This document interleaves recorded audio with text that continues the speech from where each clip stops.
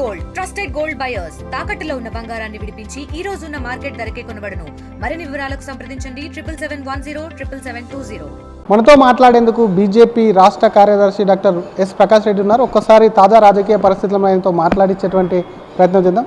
Sir, BC బిల్లుకు సంబంధించి తెలంగాణ రాష్ట్రంలో క్రెడిట్ కోసం కూడా అన్ని పార్టీలు కొట్లాడుతున్నటువంటి సిచ్యువేషన్ ఉంది. ప్రధానంగా కాంగ్రెస్ పార్టీ కొంతమంది నేతలు బీజేపీ పైన విమర్శలు చేస్తున్నారు. ఈరోజు మంత్రి పొన్నం ప్రభాకర్ మాట్లాడుతూ బీజేపీకి అసలు బీసీ బిల్లు రావడమే ఇష్టం లేదు, బీజేపీ టెక్నికల్ సమస్యలు అంటే న్యాయపరమైన చిక్కులు తెచ్చేందుకు ప్రయత్నం చేస్తుందని చెప్పి మీ మీద విమర్శలు చేస్తుంది, మీ పార్టీ మీద. నేను పొన్నం ప్రభాకర్ మాట్లాడకంత విలువ ఇవ్వాల్సిన అవసరం ఉందని నేను అనుకోవట్లే. అంటే పొన్నం ప్రభాకర్కు రాజకీయ అవగాహన ఉండిండు, అంటే పబ్లిక్లో అవగాహన ఉండదు, కానీ చట్టాల గురించి, న్యాయస్థానాల గురించి, పంచాయతీరాజ్ చట్టం గురించి కూడా అవగాహన ఎప్పుడు పాస్ అయింది కూడా నేను అడిగితే ఎప్పుడు పాస్ అయిందో పంచాయతీ చట్టం తెలుసా తెలియదు నా డౌట్. ఆ చట్టంలో ఎన్ని ఆర్టికల్స్ ఉన్నాయి, పంచాయతీరాజ్ చట్టం, తెలంగాణ పంచాయతీరాజ్ చట్టంలో ఎన్ని నిబంధనలు ఉన్నాయి అవి తెలుసా తెలియదు నాకైతే పెద్ద డౌట్. కాబట్టి పొన్నం ప్రభాకర్ ఇష్టం మాట్లాడుతుంటాడు, నోరుంది ఆయనకు, కాబట్టి మాట్లాడియండి. ప్రజలు గౌరవం మాదిపోదు, ఆయనదే పోతాయి ప్రజలల్లో. అనుకుంటారు ఏంటంటే అహంకారంతో ఇష్టమైనట్టు మాట్లాడితే మాకు గౌరవం పెరుగుతుంది అనుకుంటారు. అయితే ఎదుటి వాళ్ళని మేము బాగా ఆడుకున్నాం చూడ అనేటువంటి అహంకారం ఎక్కినప్పుడు మనం ఇట్లే ఉంటుంది. పొన్నం ప్రభాకర్ భాష నేను వ్యక్తిగతంగా మాట్లాడుతున్నాను కాదు, బట్ నేను పొన్నం ప్రభాకర్ గారు మాట్లాడినటువంటి అంశాల విషయంలో నేను చాలా స్పష్టంగా చెప్తున్నా.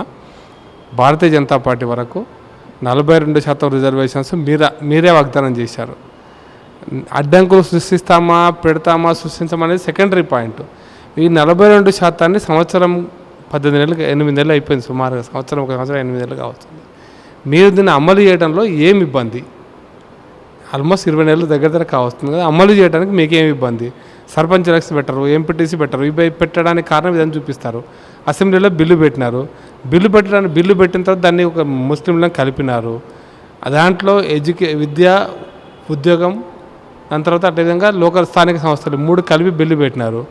అది బిల్లు ఎంతవరకు నిలబడుతుంది? ఉద్యోగం ఉపాధి సపరేట్గా ఉండి, ఉద్యోగం విద్య సపరేట్గా ఉండి, స్థానిక సంస్థలు సపరేటు.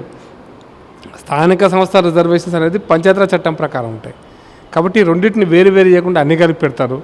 దాన్ని మళ్ళీ ఇప్పుడు అదేదో పార్లమెంటుకు మన రాష్ట్రపతికి పోయింది కాబట్టి ఇక్కడ మళ్ళీ ఆర్డినెన్స్ చేస్తామంటారు. ఇవన్నీ కూడా ఒక చీప్ స్టేట్మెంట్స్ ఇవ్వడం, దానివల్ల లబ్ధి పొందాలని ట్రై చేయడం. రాజకీయంగా ఆ విధంగా లబ్ధి పొందారు అనుకుంటే అది అమాయకత్వం అవుతుంది. చరిత్రలో కొన్ని విషయాలు తెలియకనా తెలిసా లేదా అవగాహన లేక మాట్లాడుతాను నేను అనుకుంటా. నేను దీనివల్లనే రాజకీయాలు ఏమో అయిపోతాయి అనుకుంటే తప్పది. నేను ఒక ఇంట్రెస్టింగ్ ఎగ్జాంపుల్ చెప్తాను మీకు సందర్భంగా. ఈ రాష్ట్రంలో పంచాయతీరాజ్ వ్యవస్థలో రాజకీయ అంటే దీంట్లో బీసీ రిజర్వేషన్ తీసుకొచ్చింది ఎన్టీ రామారావు. తెచ్చిన తర్వాత జరిగినటువంటి ఎన్నికల తర్వాత, అంటే తెచ్చినాక పంచాయతీరాజ్ ఎన్నికలు ఉన్నాయి, ఆ తర్వాత జరిగిన శాసనసభ ఎన్నికలు ఎన్టీ రామారావు ఘోరంగా ఓడిపోయింది అలా పార్టీ కూడా. కాబట్టి నేను ఇది తీసుకొస్తే అది గెలుస్తా అనేటువంటి భ్రమలలో బతికితే ఆ భ్రమలలో ఉండనియండి, వాళ్ళకి ఆ భ్రమలలో బతకనియండి. వాళ్ళకి ఏమవుతుందో ఎన్టీ రామారావుకి అప్పుడు 89లో ఏం జరిగింది ఇప్పుడు జరుగుతుంది అది. కాబట్టి నేను ఎన్టీ రామారావు తక్కువ చేసి మాట్లాడతలేను, ఎన్టీ రామారావు తక్కువైందని కాదు. అంటే రాజకీయంగా ఉపయోగించుకుందామనేటువంటి ప్రయత్నం ప్రతిదాన్ని కూడా చేస్తే ఫలితాలు ఉండవని చెప్పడానికి ఒక ఎగ్జాంపుల్ చెప్పిన. ఎన్టీ రామారావు రాజకీయం చేస్తున్నారు. ఆర్డినెన్స్ తెస్తే బీజేపీకి వచ్చినటువంటి నొప్పేముంది? ఆర్డినెన్స్ ఎందుకంటే శాసనసభ రన్నింగ్లో లేనప్పుడు ఆర్డినెన్స్ తీసుకురావడం, అది గవర్నర్ పంపించడం, ఇదంతా కూడా జరుగుతుంది.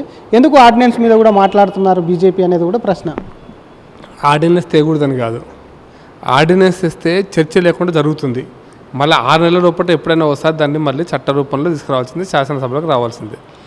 దానికి బదులు మీరు క్రెడిట్ తీసుకోవాలనుకుని ఆర్డినెన్స్ ఇద్దాం అనుకుంటా. ప్రభుత్వానికి క్రెడిట్ రావాలి, మా రేవంత్ రెడ్డి ప్రభుత్వానికి క్రెడిట్ రావాలి, మా కాంగ్రెస్ ప్రభుత్వానికి క్రెడిట్ రావాలనుకుంటున్నారు. దాని బదులు మీకు చిత్తశుద్ధి ఉంటే క్రెడిట్ మీరు తీసుకోండి, మాకేం ఇబ్బంది లేదు. కానీ చిత్తశుద్ధి ఉండి, నిజంగా బీసీల పట్ల చిత్తశుద్ధి ఉండి, ఈ సమస్యకు నిజంగా పరిష్కారం కనుగొనాలనుకుంటే శాసనసభనే వేదిక. ఎంత 3 రోజులు, ఈరోజు అనుకుంటే కూడా 3-4 రోజులలో గవర్నర్కి చెప్పొచ్చు, స్పీకర్ లెటర్ రాయొచ్చు, శాసనసభ పక్ష నాయకుడిగా ముఖ్యమంత్రి గారు లెటర్ రాయొచ్చు. 4 రోజులలో ప్రత్యేక సమావేశం 2 రోజులు దీనికోసం పెట్టవచ్చు, చర్చించవచ్చు. ఆ బిల్లును ఆమోదం చేసి జీవో తీసుకురావచ్చు. కానీ దీనికి ఏం బాధ? ఇప్పుడు మీరు చెప్పబట్టి కూడా నా క్యాబినెట్ మీటింగ్ అయి 10వ తారీఖు 4వ తారీఖు 14 రోజులు గడిచిపోయింది కదా. ఆ 10వ తారీఖు అనుకుంటే కూడా అసెంబ్లీ స్టార్ట్ అయ్యేది ఈ రోజున. కాబట్టి మీకు చిత్తశుద్ధి లేదని చెప్పడానికి ఇది నిదర్శనం. ఆర్డినెన్స్ తీసుకురావడం తప్పని చెప్పట్లేరు. ఆర్డినెన్స్ తీసుకొచ్చేటువంటి క్రమంలో మీరు శాసనసభను కూడా పెట్టవచ్చు.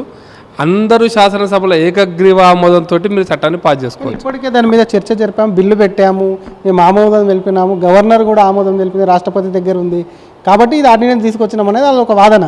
నేను ఏమంటే వీళ్ళకు అర్థమైందో అర్థం కాదో నాకు తెలియదు, కానీ ఇప్పుడు కేసీఆర్ గారు అధికారంలోకి వచ్చేటప్పటికి ఈ రాష్ట్రంలో 33-34% బీసీ రిజర్వేషన్లు ఉండే. అవి 22% ఎందుకు తగ్గినాయి? దానికి తగ్గడానికి కారణం ఏంది అంటే కేసీఆర్ గారు బీసీల మీద కోపంతో తగ్గించాడా? దానికి వచ్చినటువంటి సమస్య ఏంది? న్యాయపరమైనటువంటి అడ్డంకులు వచ్చి సుప్రీంకోర్టు తీర్పు అయిపోయింది కాబట్టి తప్పనిసరి పరిస్థితులలో కేసీఆర్ గారు తగ్గించారు. తప్పని పరిస్థితులలో ఇప్పుడు దీన్ని అధిగమించడం కోసం పెట్టిన ప్రతిపాదన ఎందుకు చెప్పరాదు ప్రజలకు? ఇప్పుడు సుప్రీంకోర్టు తీర్పు ఏంది, సుప్రీంకోర్టు జడ్జిమెంట్ ఏంది, సుప్రీంకోర్టు జడ్జిమెంట్లోని అన్నీ అధిగమించడానికి మనం చట్టంలో చేయబోయేటువంటి మార్పులేంది, ఇది చెప్తే అది అయిపోద్ది కదా సమస్య. కాబట్టి మీరు సుప్రీంకోర్టు గతంలో కూడా వీళ్ళు చేయాలనుకున్నప్పుడు కూడా చెప్పిన విషయం ఏంటంటే ఒక డెడికేటెడ్ కమిషన్ వేయాలని భూసాని వెంకటేశ్వరరావు కమిషన్ వేశారు. ఆ కమిషన్ రిపోర్ట్కి ఇంకా దురదృష్టం ఏంటంటే గమ్మతైన ఆ కాంగ్రెస్ నాయకుల యొక్క ఆ భాష ఎందుకు అట్లా మాట్లాడుతారో అర్థం కాదు, ఆ పద్ధతి ఏందో నాకు అర్థం కాదు. కానీ వాళ్ళు సర్వే చేశారు, ఇంటింటి కుటుంబ సర్వే, సమగ్ర ఇంటింటి ఆర్థిక సామాజిక రాజకీయ కుల, దాంట్లో కులం కూడా ఒక 5 అంశాల్లో ఒక అంశం ఇది సర్వే చేశారు. ఆ గణనకు ఈ డెడికేటెడ్ కమిషన్ అయితే ప్రత్యేకంగా బీసీ రిజర్వేషన్లు పెంచడానికి వేసిన కమిషన్కి ఏం సంబంధం లేదు. ఎంపరికల్ రిపోర్టుకు ఆయన తీసుకుంటాడు, భూషణ్ వెంకటేశ్వరరావు గారు తీసుకొని ఆయన తయారు చేసే రిపోర్టు మీద కోర్టు జడ్జిమెంట్ ఇస్తుంది.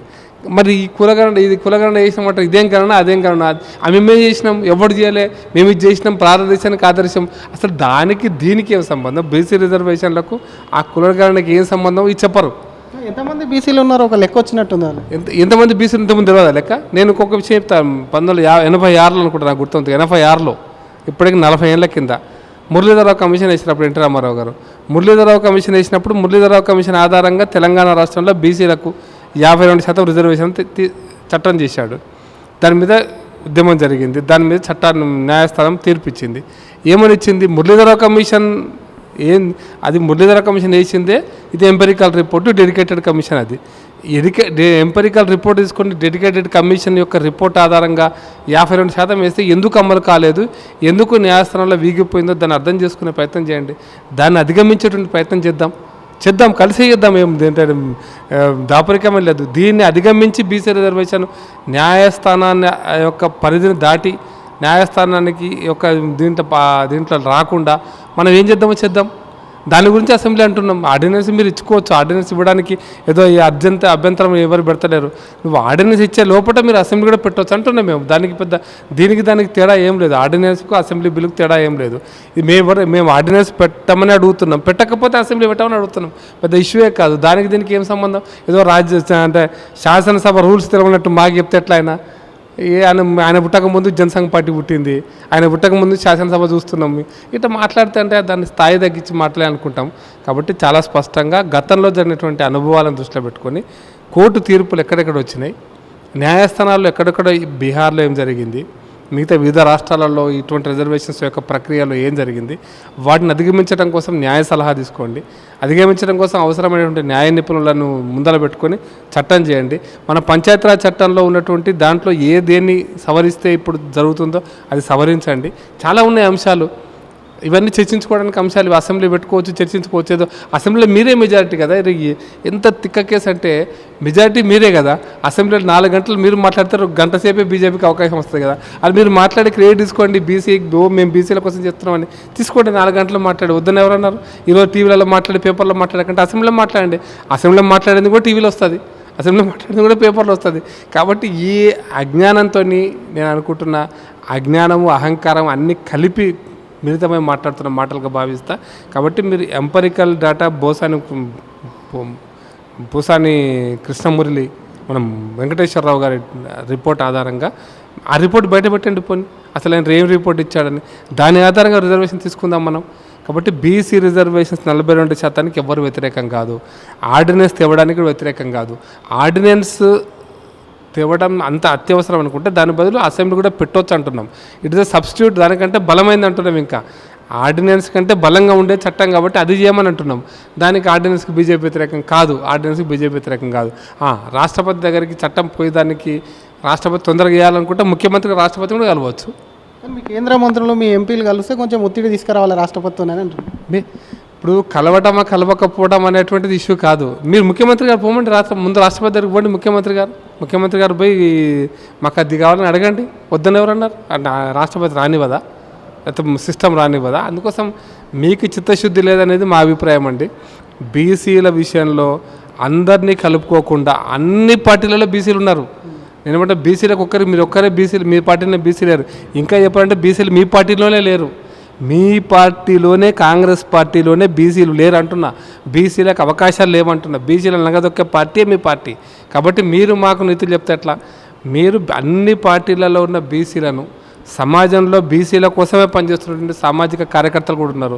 వాళ్ళని కూడా తీసుకోండి. వద్దనందుకు మనం ఏంది ఇప్పుడు న్యాయం చేయాలనుకుంటున్నప్పుడు, ఆ వర్గాలకు న్యాయం చేయాలనుకుంటున్నప్పుడు వాళ్ళ సలహాలు కూడా తీసుకోండి, వాళ్ళ అభిప్రాయాలు కూడా తీసుకోండి. అందరం కలిపిసేద్దాం.